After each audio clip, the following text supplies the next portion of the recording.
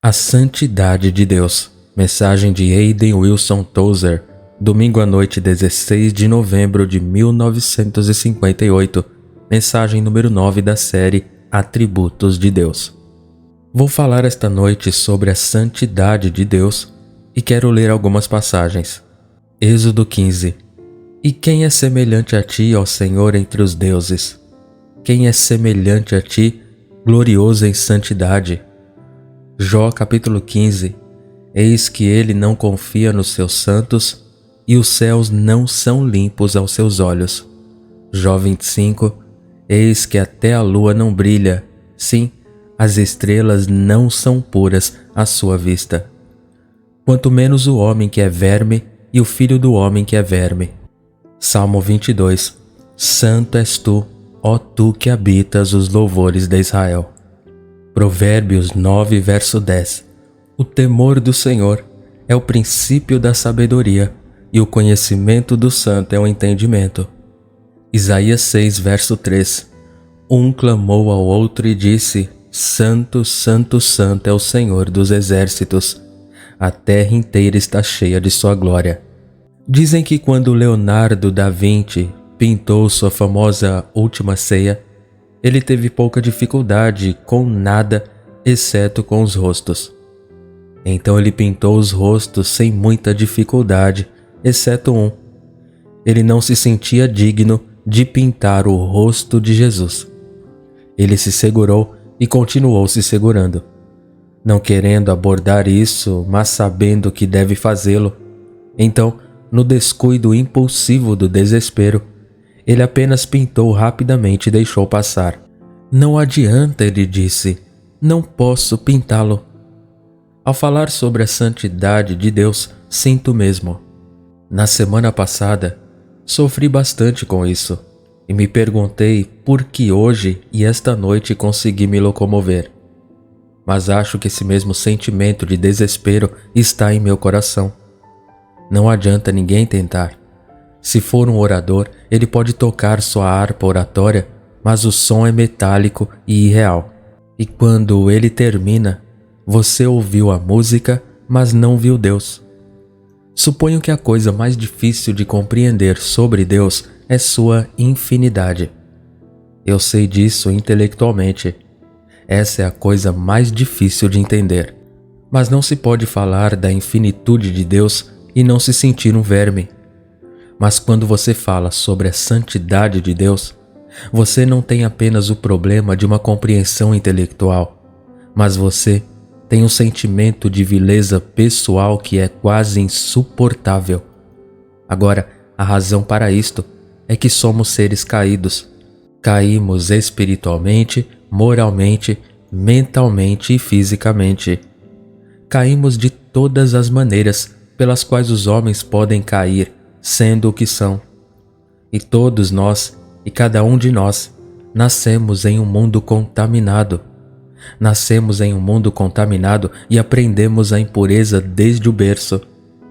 Nós o amamentamos com o leite de nossa mãe. Nós inspiramos isso, o próprio ar. A nossa educação aprofunda-o e a nossa experiência confirma-o. Impurezas malignas por todo lado e tudo está sujo. Até o nosso branco mais branco é cinza sujo e nossos heróis mais nobres são heróis sujos, todos eles. Então, aprendemos a desculpar e ignorar e a não esperar muito. Não esperamos toda a verdade de nossos professores e não esperamos toda a fidelidade dos nossos políticos.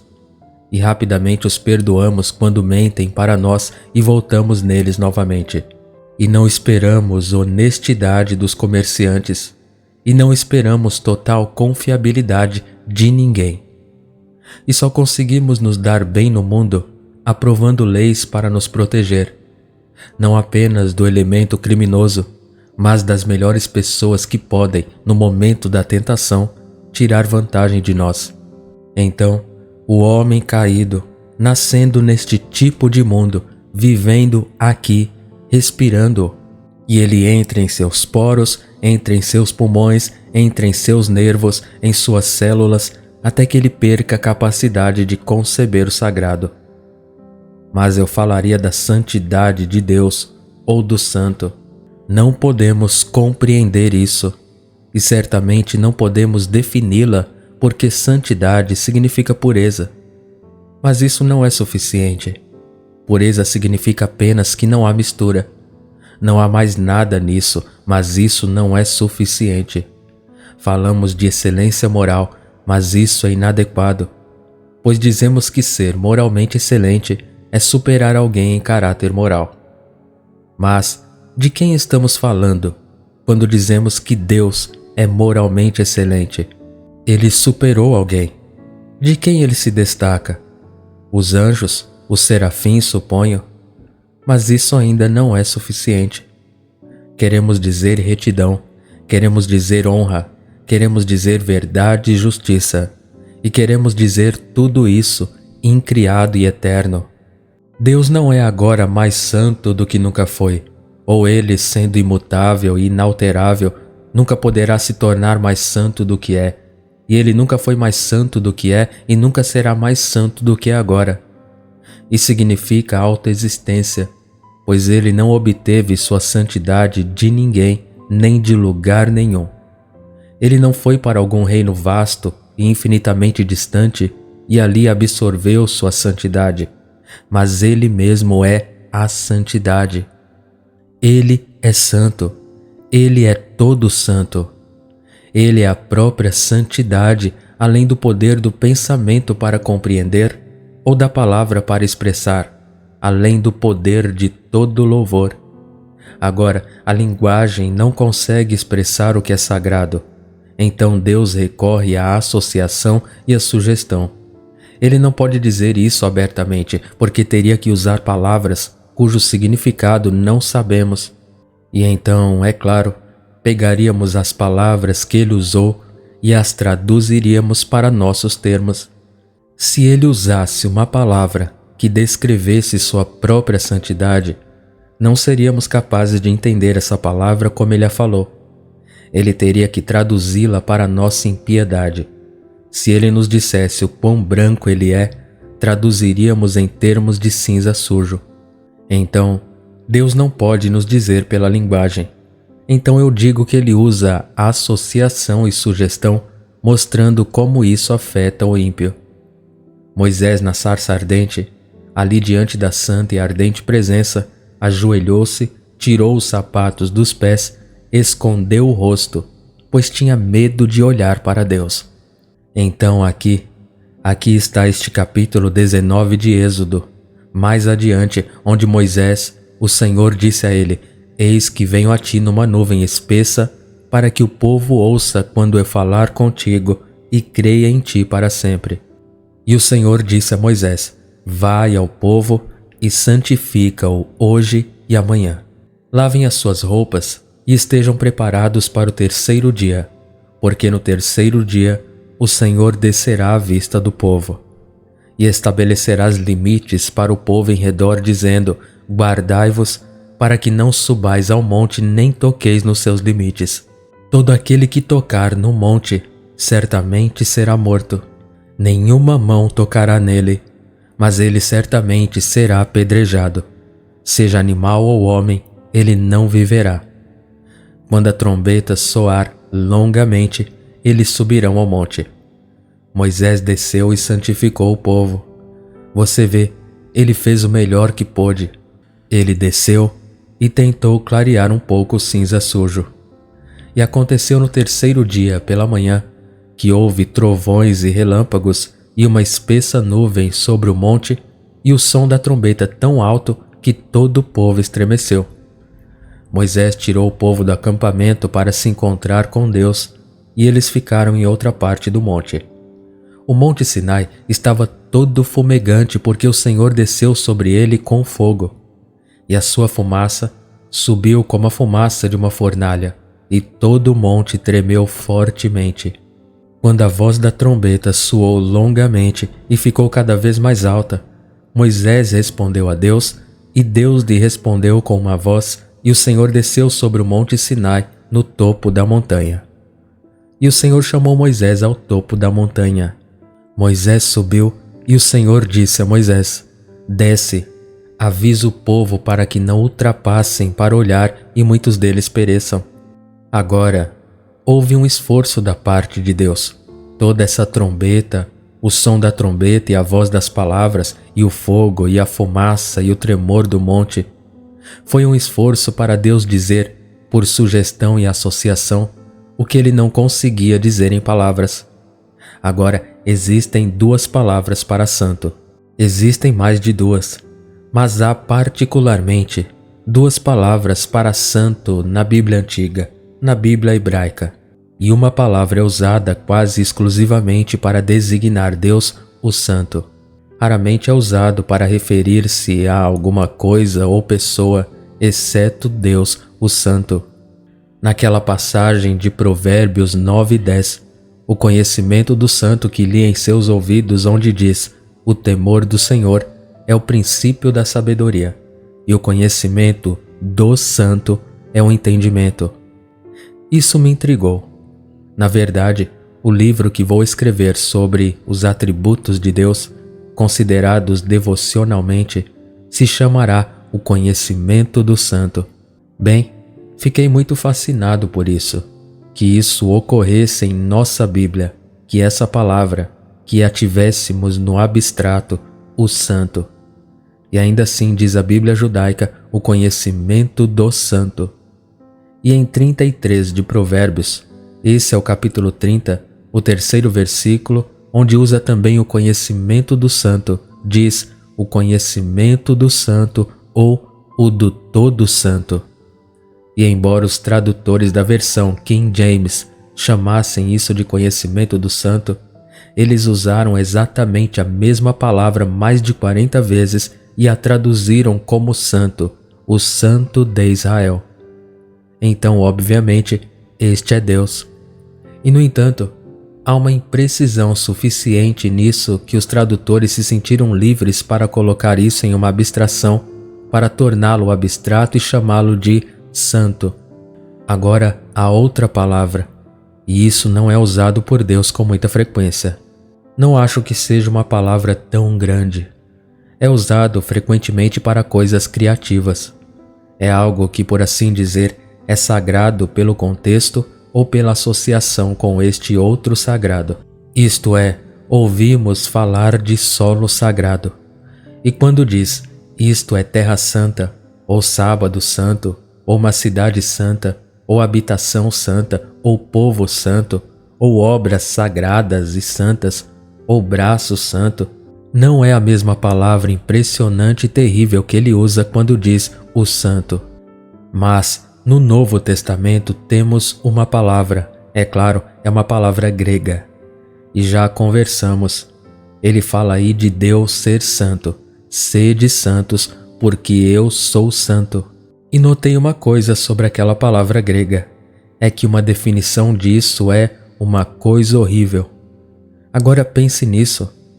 Pegue e coloque a palavra coisa em letras maiúsculas. A coisa horrível. Esse é um significado da palavra santo, o santo. Agora, vamos falar um pouco sobre o santo e suas criaturas. Pois você vê, a presença deste santo permite apenas seres santos. Em nossos dias humanistas, em nossos dias de cristianismo diluído, em nossos dias de cristianismo sentimental que assoa o nariz alto e faz de Deus um pobre, fraco e velho chorão. Nestes dias terríveis, esse sentido do sagrado não está presente na igreja. Não é tudo, mas é algo que quase perdemos em nossos dias. A coisa é importante dependendo de quanto perdemos e de quanto precisamos. E perdemos o sentido do santo, quase todos juntos. Assuma o controle no livro de Apocalipse, aquele 7º capítulo. Veja, diz no 7º capítulo, sim, os anjos estavam ao redor do trono, e os anciãos e os 4 animais, e eles se prostraram diante do trono sobre seus rostos e adoraram a Deus, dizendo: Amém, bênção, glória, sabedoria, poder e força sejam ao nosso Deus para todo sempre. E um dos anciãos respondeu, dizendo: Quem são estes que estão vestidos com vestes brancas, e de onde vieram? E eu lhe disse: Senhor, tu sabes. Ele me disse: Estes são os que vieram da grande tribulação e lavaram as suas vestes e as branquearam no sangue do Cordeiro. Portanto, eles estão diante do trono de Deus e o servem dia e noite em seu templo. E aquele que está sentado no trono habitará entre eles. Agora, existe Deus. Existem pessoas na presença de Deus, mas elas estão na presença de Deus por meio de uma redenção técnica. Veja, o que me preocupa neste momento é que somos tecnicamente cristãos e podemos provar isso. Podemos provar que somos cristãos. Somos cristãos tecnicamente. E qualquer um pode abrir um léxico grego e mostrar que você é um santo. Mas tenho medo desse tipo de cristianismo porque se ainda não senti a sensação de vileza em contraste com aquela sensação de santidade inacessível e indescritível, me pergunto se alguma vez fui atingido com força suficiente para realmente me arrepender.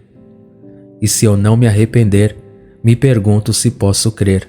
Agora, nos disseram: apenas acredite, irmão, apenas acredite. Agora vamos, deixe-me anotar seu nome e endereço aqui. Qual o seu nome? Qual igreja você gostaria de ir? Temos tudo resolvido, meus irmãos. Mas temo que nossos pais conheceram a Deus de uma maneira diferente. O bispo Usher costumava sair à margem do rio, ajoelhar-se junto a um tronco e arrepender-se dos seus pecados durante toda a tarde de sábado, embora provavelmente não houvesse um homem mais santo na região por perto. Ele sentiu o quão indescritivelmente vil ele era. Ele não suportava o cinza sujo que era a coisa mais branca que ele tinha, contraposto à brancura inacessível e brilhante que era Deus. Vá ao livro de Isaías e você verá os queimadores de fogo ali.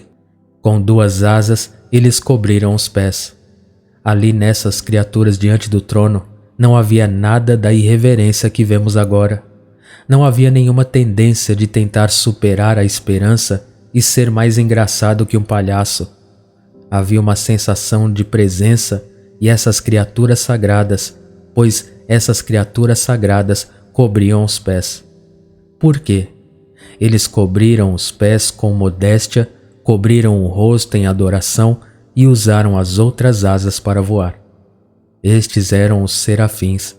Eles são chamados de queimadores ardentes. Depois há Ezequiel capítulo 1 e capítulo 10. E vemos criaturas saindo do fogo. Agora, Deus fala de si mesmo frequentemente como fogo. Nosso Deus é um fogo consumidor, diz em Hebreus e em Isaías 33 estas palavras: Quem dentre nós habitará com fogo devorador? Quem dentre nós habitará com chamas eternas? E isso às vezes é usado como um texto: quem de vocês vai para o inferno? Mas, meus irmãos, se vocês lerem em seu contexto, isso não descreve o inferno. Isto não é um inferno. E se você for a quase qualquer um dos comentaristas, eles lhe dirão que isto não é um inferno, porque a próxima passagem diz que aquele que tem mãos limpas e um coração puro, e não entrega sua alma à vaidade e responde à pergunta: o que é este fogo devorador? O que é essa queima eterna, esta chama eterna? Não é o inferno, mas a presença de Deus. Quem dentre nós habitará no fogo ardente? Você não sabe que se você fosse capaz de fazer isso, o fogo poderia habitar com o fogo. E você pode colocar o ferro no fogo, e o ferro pode aprender a conviver com o fogo, absorvendo o fogo e começando a brilhar com um brilho incandescente no fogo. Então, moramos no fogo. Estas criaturas em Ezequiel saíram do fogo tendo 4 faces. E eles seguiram em frente e baixaram suas asas para adorar. E a palavra da ordem de Deus saltaram para fazer sua vontade. Essas incríveis criaturas sagradas, sobre as quais sabemos tão pouco e sobre as quais deveríamos saber mais. Então ouve Deus quando ele falou com Moisés na sarça. Ali estava Deus quando ele falou com eles na coluna de fogo. O O que Deus estava dizendo?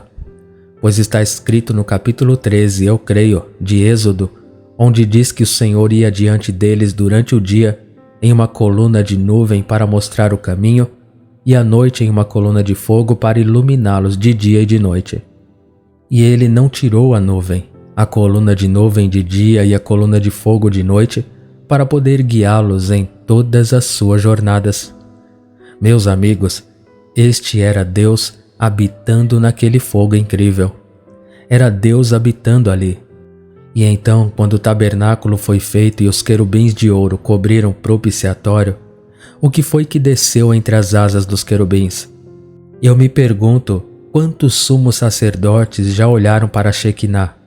Eu me pergunto, aquele sumo sacerdote com toda a proteção do sangue expiatório e do mandamento de Deus. Quando o sacerdote puxou o véu, o grande véu pesado, foram necessários 4 homens para separar a grande tapeçaria que eles separaram. E este homem entrou tremendo na presença. Eu me pergunto se ele alguma vez ousou olhar para o fogo. Eu me pergunto se, sendo um judeu como ele era, e adorando o grande Deus Todo-Poderoso, o Santo de Israel, eu me pergunto se houve um sumo sacerdote, um em cada 20, que sempre ousou olhar para aquele fogo. Não lhe disseram que não poderia, mas me pergunto se alguém já se atreveu a fazer isso. Notei que os próprios serafins cobriam seus rostos. Moisés escondeu o rosto porque tinha medo de olhar para Deus. E João caiu quando viu o Salvador e teve que ser ressuscitado quase dentre os mortos. E cada encontro com Deus foi tal que os homens caíram e ficaram cegos. Paulo ficou cego na estrada de Damasco. Qual foi a luz que o cegou? Foi o raio cósmico vindo de algum corpo em explosão ou de 2 galáxias em colisão de que nos falam? Não, não. Foi o Deus de Abraão, Isaque e Jacó. O Deus que habita na sarça. O Deus que habitava na Shequiná entre a presença, entre as asas dos serafins. E o que foi que aconteceu quando eles estavam todos juntos no mesmo lugar e de repente veio um som do céu como o sopro de um vento forte e um fogo apareceu e pousou como uma língua de fogo sobre cada um deles? O que isso significava e o que poderia significar senão que Deus os estava marcando em suas testas com sua santidade ardente para dizer: você é meu agora. A igreja nasceu do fogo, meus irmãos. Ela nasceu do fogo assim como as criaturas de Ezequiel 1 saíram do fogo. A igreja nasceu do fogo, mas hoje temos cinzas. Mas devemos ser homens e mulheres de fogo, pois essa é a nossa origem. E ouça estas últimas palavras, estas palavras que nos dizem como Deus um dia desfará o céu. Os céus e a terra estão reservados para o fogo. Os céus passarão com grande estrondo, e os elementos derreterão com calor ardente, e os céus em chamas serão dissolvidos. Que fogo é esse? Será esse fogo atômico? O fogo de uma bomba de hidrogênio? Não se deixe enganar pelos cientistas. Não permita que suas percepções e conceitos espirituais sejam arrastados para Oak Ridge. Não pense em termos de cientista. Aquele fogo incrível do qual os serafins se moviam, e aquele fogo que habitava entre os querubins e aquela luz resplandecente que derrubou Paulo, esse é o mesmo fogo que dissolverá o céu e a terra. A terrível presença daquela coisa sagrada, daquela coisa horrível. Não me acuse porque digo coisa, porque sei que é uma pessoa. Ele é Deus, o Santo de Israel. Mas há algo nele que é impressionante e terrível, de modo que uma das definições, repito, da palavra que temos no Novo Testamento é a coisa terrível. Agora, o santo e o pecador, ó irmão, homem pecador, você vai decidir quando servirá a Cristo? Você vai tomar a decisão, você vai pressionar Deus? Você vai aceitar Jesus ou não aceitar Jesus?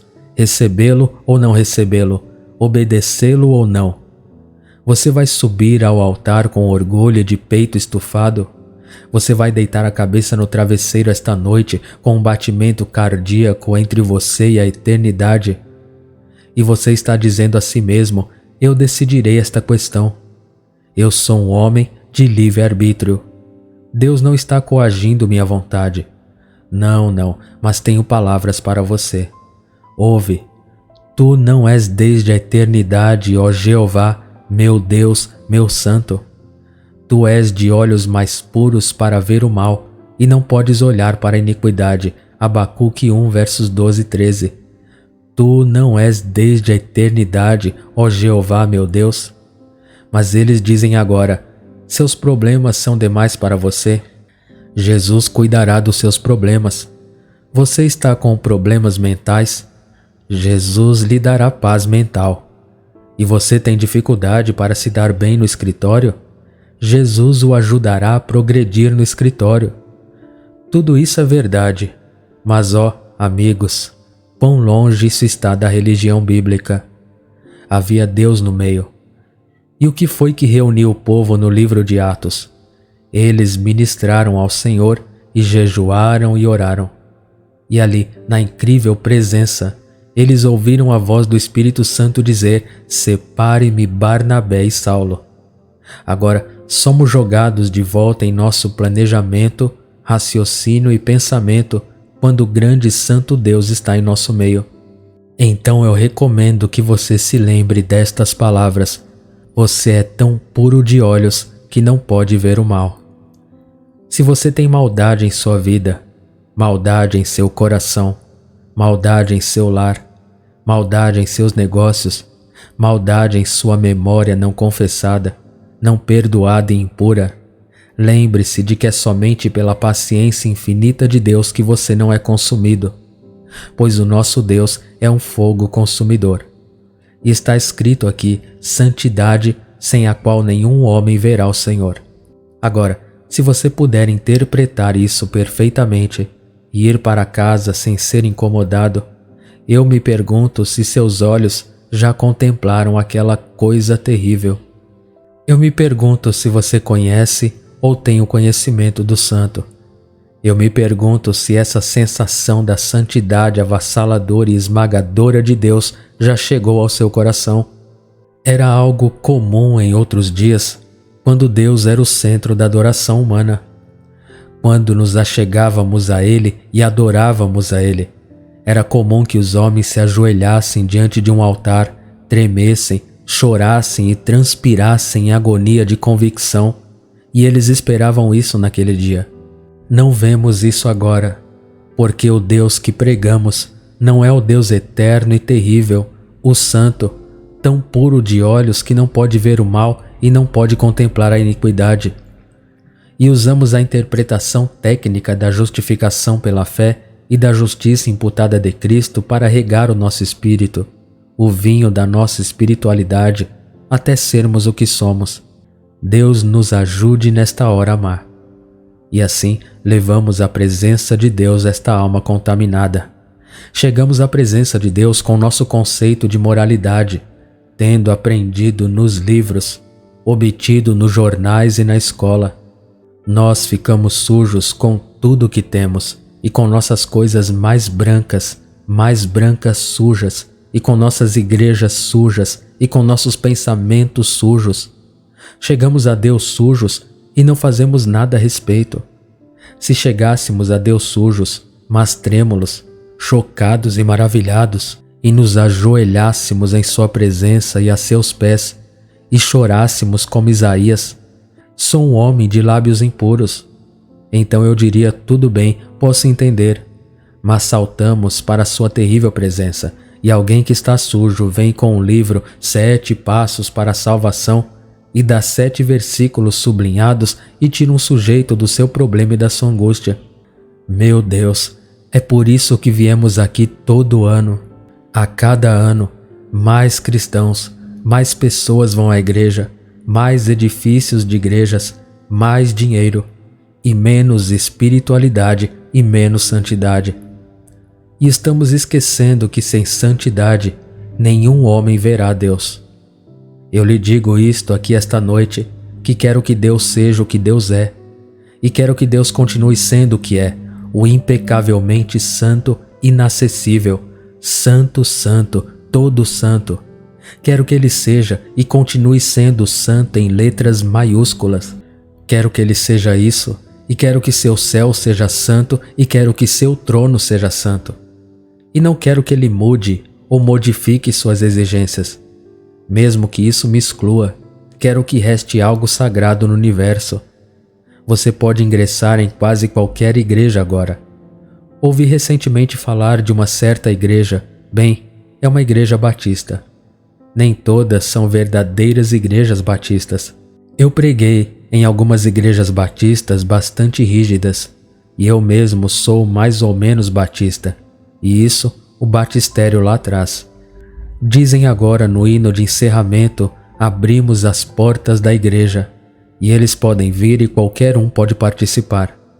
Um gangster pode participar. E digo, nunca, nunca, nunca, nunca. E o nosso problema é que deixamos que as nossas igrejas permaneçam cinzentas e sombrias em vez de implorar pela brancura sagrada. E assim que alguém começa a implorar, nós cristãos devemos ser santos. Alguém chega e diz: agora, meu irmão, não fique entusiasmado com isso e não se torne um fanático, pois vocês não entendem que Deus entende a nossa carne e sabe que somos apenas pó. Oh, Ele sabe que somos apenas pó, mas Ele diz: sem santidade é impossível agradar a Deus. A conversão costumava ser algo revolucionário, radical, maravilhoso, terrível e glorioso. Mas não sobrou muito. É porque esquecemos que Deus é o Santo de Israel. Ó Deus, o tempo está correndo, voando como um pássaro assustado. O pássaro do tempo está voando e tem um jeito de esvoaçar. O vinho da vida escorre gota a gota e as folhas da vida caem uma a uma. E logo diante do inefável, todo homem deve aparecer para prestar contas dos atos praticados no corpo. Façamos uma pausa agora para súplicas em nossa oração e permaneçamos em atitude de oração. E terminarei de orar orando por alguém se assim o desejarem. Quem diria: Sr. Tozer, estou preocupado com isso e posso ter feito algum tipo de profissão religiosa, mas quero saber se estou protegido pelo advogado, pelo sangue. Quero saber se pela graça de Deus e pelo Espírito que habita em mim, posso suportar a bem-aventurança ardente. Quero que Deus faça algo novo para mim, para reavivar meu espírito, para mudar meu cinza sujo para branco, para me deixar enjoado de concessões, cansado desta vida quadriculada. Ore por mim, irmão Tozer, para que eu possa me tornar um homem santo, uma mulher realmente santa pelo sangue do Cordeiro e pela purificação ardente do Espírito Santo. Ore por mim. Quem dirá ore por mim? Quando orarmos, teremos esse entendimento com você de que você fará algo a respeito. Mas você não vai dizer: bem, o pastor orou por mim. Você vai agradecer a Deus e não espera que Ele responda, mas vai trabalhar com Ele em cooperação, entrega, confissão, se necessário, restituição, endireitamento da sua vida, determinação de que você vai cooperar com Deus em tudo isso. Vamos orar. Pai, oramos por esses amigos que nos pediram oração. Querido Pai, oramos para que Tu, através de Teu Filho Jesus Cristo, ajude cada um deles, para que eles possam cravar uma estaca e dizer como Israel disse quando cruzou o rio: este é um marco que cruzei aqui, algo realmente aconteceu. Oramos para que esta decisão tomada esta noite não seja uma decisão descuidada, mas que seja uma determinação tão grande quanto a vida e tão forte e profunda quanto toda a sua fé. Que eles busquem atender a todos os requisitos para que possam naquele dia ascender àquela morada sublime, para que os filhos dos ignorantes, na luz e na noite, possam habitar com a luz eterna por causa do Teu amor eterno. Conceda isto. Isto pedimos em nome de Cristo. Amém.